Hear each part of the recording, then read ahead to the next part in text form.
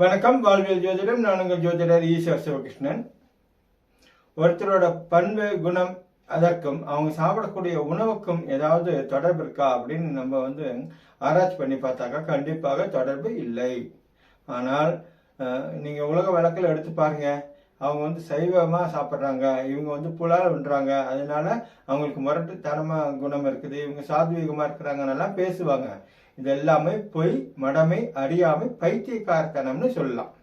ஒரு உணவு ஒரு மனிதனுக்கு குணத்தை மாற்றிடும் அப்படின்னாக்கா அவருக்கு நல்ல அதுக்கு தகுந்த மாதிரியான உணவை கொடுத்து ஒரு முரடனை நம்ம அமைதியானவராக நல்லவராக மாற்றலாம். ஒரு முட்டாளை மேதையாக்கலாம், மேதையை முட்டாளாக்கலாம்.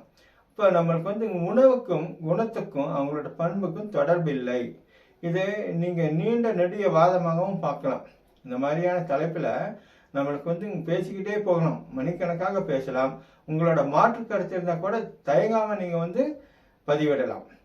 பொதுவாக ஒவ்வொருத்தரோட பண்பும் அவங்க யார் கூட பழகுறாங்க, எந்த சூழல்ல வளர்றாங்க, அவங்க எந்த அளவுக்கு கல்வி கற்றிருக்கிறாங்க, என்ன மாதிரியான படிப்பு அல்லது எந்த அளவுக்கு செல்வாக்கு, அவங்களோட பிறப்பு வளர்ப்பில் இருக்கக்கூடிய காரணிகள், இதெல்லாமே ஒருத்தரோட நல்ல குணத்தை வடிவமைக்கும். அதே போல் ஒரே வீட்டில் அண்ணன் முரட்டாசாமியா இருக்கலாம், தம்பி அமைதியானவராக இருக்கலாம். ஒரே அப்பா அம்மாவுக்கு பிறந்தவங்க தான், ஒரே சூழலில் வளர்ந்தவங்க தான். ஆனால் ஒருத்தர் முரடன், ஒருத்தர் அன்பா இருக்கிறாங்கனாக்கா மனிதனோட இந்த மனசுன்றது ஒரு பெரிய சிக்கலான அமைப்பு. அப்பா குடிகாரர், நான் குடிக்கிறேன்னு சொல்லக்கூடியவங்களும் நான் பார்த்துருக்குறேன்.